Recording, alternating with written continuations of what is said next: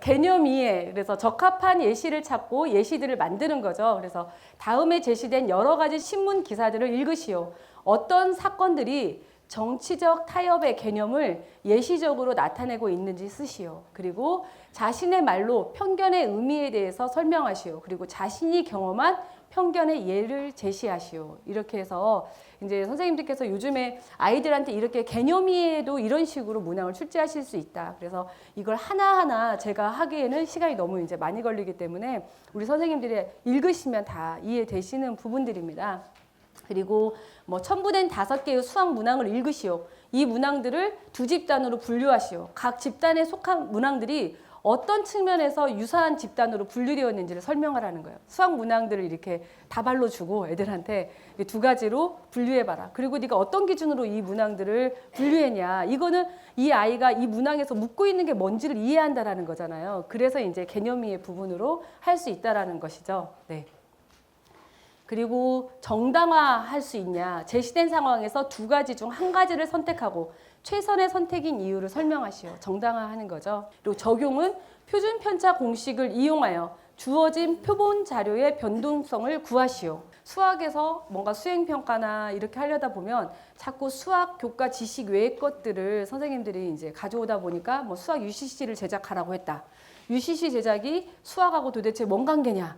이렇게 해가지고 나오고 뭐 그거는 단순한 논리로 뭔 관계냐라고 물어볼 수 없는 거죠. 선생님이 그동안의 수업을 어떻게 계획했느냐에 따라서 그걸 물어도 될 수 있는 상황이 있는 거잖아요. 그런데 우리 수학 선생님들은 왜 자꾸만 그런 별도의 것들을 해야 된다고 생각하냐면 수학에서 선원수를 내기가 너무 어렵다고 생각이 되시는 거죠. 하지만 수학에서 선원수를 저희들도 풀이의 과정을 정확하게 기술하는 거, 이것도 저희는 전부 다 선원술의 과정으로 봤습니다. 여기에 나온 예시처럼 이런 적용도 분명히 선원술 그리고 고체적인 사고 능력의 하나라고 볼 수 있는 거죠.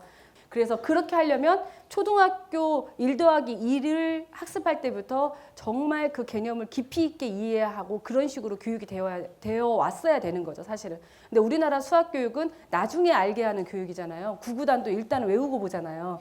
그래서 항상 저는 이제 학교에 있을 때 얘들아 7단이 고비야 이러거든요. 근데 저희 언니가 구구단을 4학년 때까지 못 외웠어요.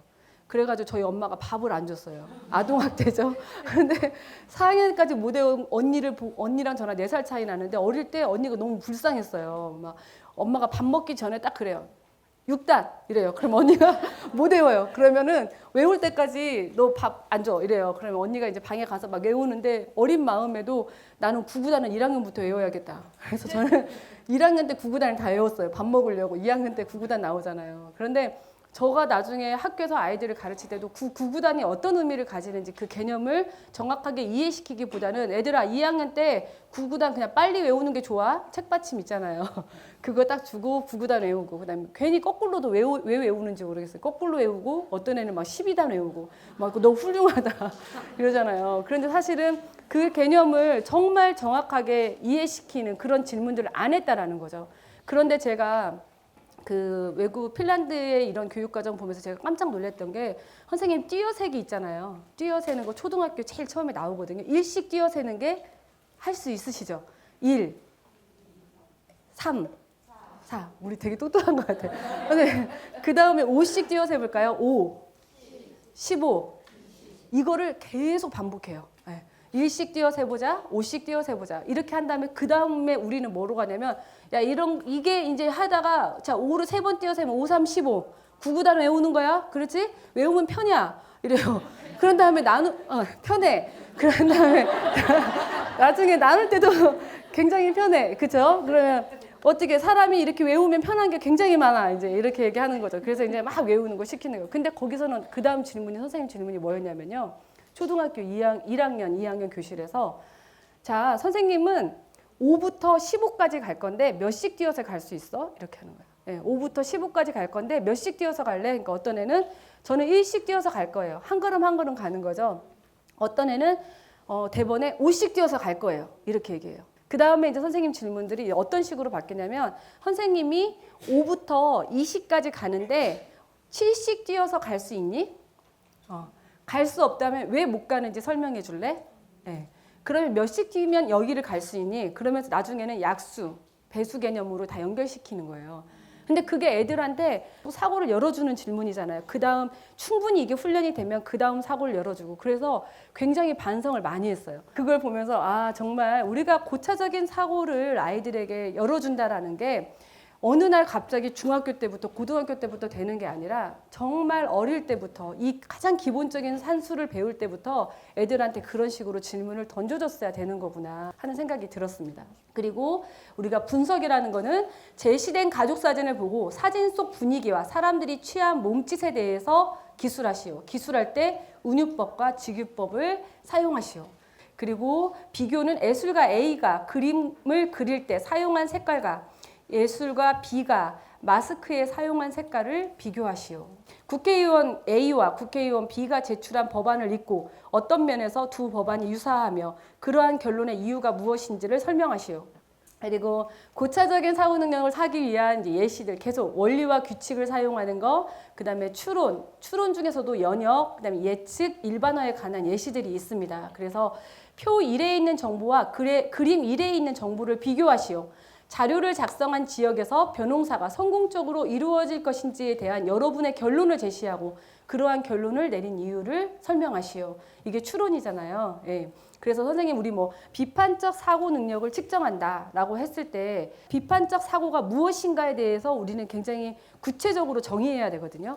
근데 그냥 우리는 언어가 주는 그 말이 주는 그 의미만 생각을 하는 경우가 많습니다. 근데 비판적 사고의 첫 번째 단계가 뭐냐면 사실은 평가를 할 수 있어야 되거든요. 그 다음에 분석해야 되고, 그렇죠? 분석과 평가. 그걸 통해서 비판적 사고 역량과 관련된 구인들이라는 것입니다. 그리고 평가에 대해서 다음은 어떤 저자가 글을 쓸 때 얼마나 의견을 잘 표현했는지를 판단할 때 사용한 기준들이다. 그래서 어떤 기준을 제시하고 이 기준들에 대해서 평가해 보라고 하는 것이죠. 이 기준이 타당하냐, 타당하지 않다면 왜 그렇지, 타당하지 않은지에 대해서 설명해라. 그런 것들이고요. 창의력은 휴대전화를 이용하여 아동의 안전을 보장하기 위한 방법들을 제시하시오. 창의력이라는 게 뭔가에 대해서도 우리가 구체적으로 생각해 볼 때 사실은 우리 교육학에서 어떤 문제 상황에서 창의력이라고 하는 것은 보통 A라는 교과에서 사용한 지식을 다른 교과에다가 적용해서 애가 그거를 해결할 수 있는가, 이런 것도 창의력으로 보거든요. 적용 능력을 좀 더 다르게 하는 거. 그러니까 융합이라든지 복합, 우리 이런 얘기 하잖아요. 그래서 창의성이라는 것에 대해서는 선생님들이 여러 가지 생각해 볼 게 좀 사실 많습니다. 어떤 산출물의 창의성인가 아니면 사고의 창의성을 원하는 것인가. 선생님이 아니면 뭐 보고서를 작성하게 하는데 이 보고서의 양식에 대해서 선생님이 어떤 얘가 산출물을 창의적으로 하는 것. 예.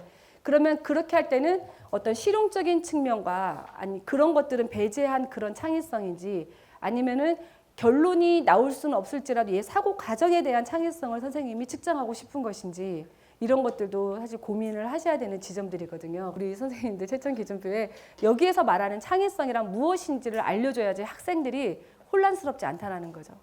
아이들이 생각할 때는 보통 창의성이라고 하면 그냥 되게 다르게 하는 거, 무조건. 예, 다름과 창의성은 되게 다른 거잖아요, 또. 예, 그래서 그런 부분들을 좀 주의하셨으면 좋겠다라는 겁니다. 제한 반응 문항에서 어떤 것들을 측정할 수 있는지, 확장 반응 문항에서는 어떤 것들을 측정할 수 있는지에 대한 이야기입니다. 그래서 제한 반응 문항으로 측정하기 좋은 것들은 지식의 적용과 관련된 학습 산출물을 평가하고 학생들이 관련 정보를 회상한 다음에 여기에서 다시 조직하고 타당한 결론을 도출하고 그래서 문제를 구체화하는 것까지를 우리가 제한 반응 문항으로 할 수 있다고 했고요.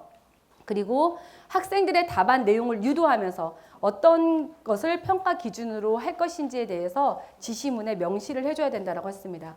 확장 반응 문항의 특징은 평가, 종합, 분석, 조직, 그리고 관점 선택과 같은 능력을 평가하는 것. 그러니까 우리가 블룸의 목표 분류학이나 앤더슨의 목표 분류학에서 지식의 적용까지는 제한 반응으로 측정하시는데 우리가 좋다. 그다음에 우리 분석, 종합, 평가 여기에서는 이제 확장 반응으로 측정하시는 것이 좋다라는 이야기입니다. 그리고 쓰기와 같은 의사소통 능력을 평가하는 데도 유용하다라고 했습니다. 선생님, 논술형 우리가 확장 반응을 하다 보면 기본적으로 어떤 문제가 생기죠? 아이들이 쓰기 능력을 기본적으로 갖출 수 있어요. 글쓰기 능력과 관련된다는 것입니다. 그래서 논술 문항, 그러니까 확장 반응 문항에서 우리가 주의할 점은 뭐냐면 선생님들이 어떤 오류에 빠질 수 있냐면 실제로는 핵심은 없는데 얘 문장력이 너무 수려한 거예요. 네. 그래서 그 오류에 빠질 수 있다라고 되어 있어요. 그거에 빠지지 않아야 된다. 그러니까 막 실컷 뭔가 어떤 사람도 그렇잖아요. 말은 되게 막 하고 나는데 끝나고 나면 뭐가 핵심이지? 이런 경우가 없는 경우 있습니다. 그래서 쓰기 의사소통 능력을 평가하는 데 유용하지만 이거에 오류에 빠질 수도 있다. 그리고 학생이 답안의 길이와 답안의 복잡성을 결정할 수 있도록 한다는 거예요. 사실은 우리가 확장 반응은 선생님들이 별로 분량 제한을 주지 않습니다. 예. 왜냐하면 어떤 애는 정말 자신의 어떤 사고를 굉장히 짧게 표현하면서도 핵심이 잘 들어가게 논리정연하게 할 수 있잖아요. 근데 어떤 아이는 3장을 썼는데 대부분이 불필요한 걸 수도 있잖아요. 예. 그래서 예전에 어떤 교수님들 그런 얘기 하시잖아요. 대학에는 쓸데없는 말 많이 했으면 감점이다 이러잖아요. 읽기 어려우니까. 예. 그래서 그런 분도 계시고 어떤 분은 아까 그분처럼 많이 쓰는 거를 권장하는 분도 계시고. 예. 그리고 학생이 정보, 아이디어 또는 지식을 조직, 통합, 표현, 평가할 수 있는지를 알고자 할 때 사용하는 것이다. 그러니까 사실은 확장 반응 문항 같은 경우에는 학생의 선택권이 더 많다고 생각하시면 돼요. 예.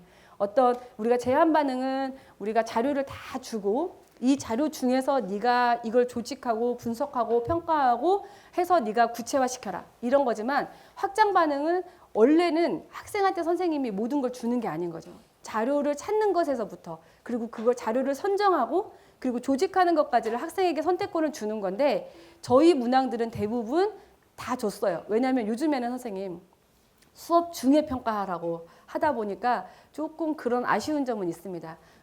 그러면서 이제 측정할 수 있는 학습 결과 예시들은 선생님들이 나중에 학교에 돌아가셔서 문항을 출제하실 때 이거를 가지고 출제하시면 정말 좋습니다. 그래서 저희들도 우리 개발진들도 이러한 관계를 분석한다라는 것은 국어과에서, 사회과에서, 역사과에서 어떤 유형이 있는가를 제시해주고 싶었습니다. 그래서 관계를 분석한다. 입장을 비교하고 대비하는 문항이다. 필요한 가정에 대해서 진술하는 것, 타당한 결론을 도출하는 것 이런 것들을 측정하는 문항의 내용을 선생님들이 만드시는 거죠. 예. 그래서 이런 것들 하나씩 예시들을 보시면서 해보시면 좋을 것 같습니다.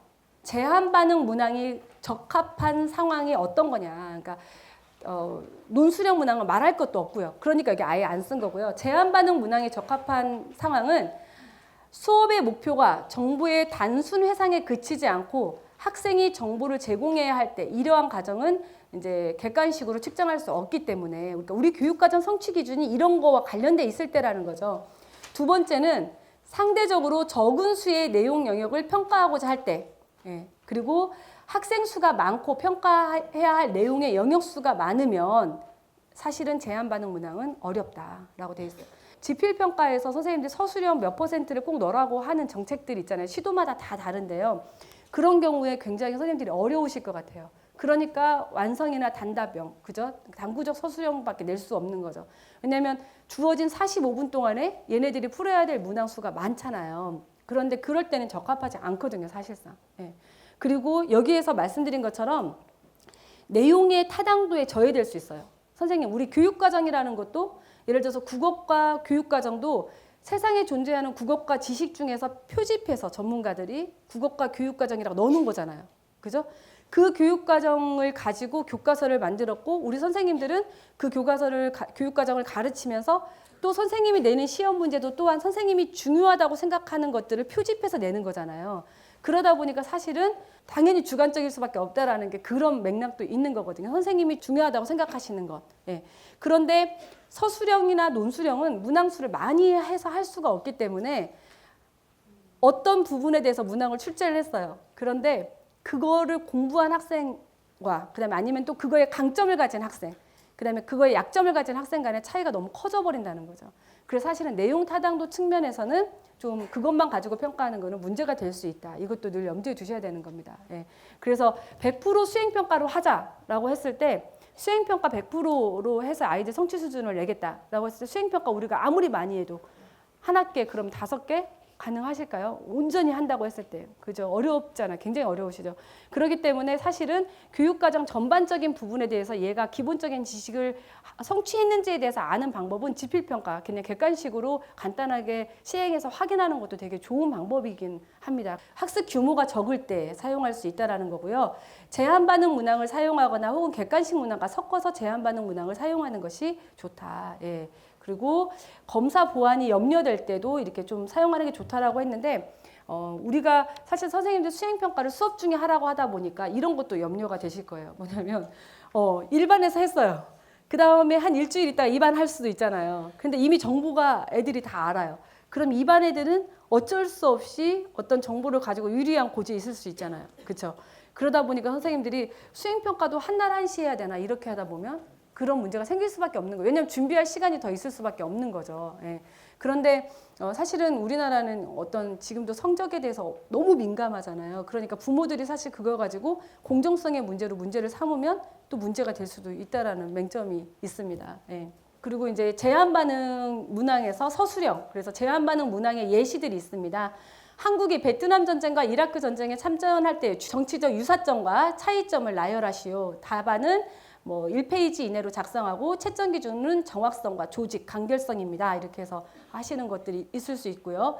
이런 예시들이 있습니다. 그래서 위에서 학생들은 자신의 말로 답안을 작성하고 배웠던 것을 단순히 기억하는 것이 아니라 독창적인 예시를 제시해야 된다. 그래서 이제 흥남철수에 관련된 그런 네가 거기에 있었다면 이렇게 어떻을지 피난선을 타고 간다고 상상하면서 친척이나 친구에게 네가 겪었던 어려운 점 또 여러분이 경험한 위험들에 대해서 1페이지 이내로 편지를 써라. 그래서 그 당시의 사건에 대해서 제가 충분히 이해하고 있는지에 대해서 알 수 있도록 하는 제한 반응 문항의 예시입니다. 예.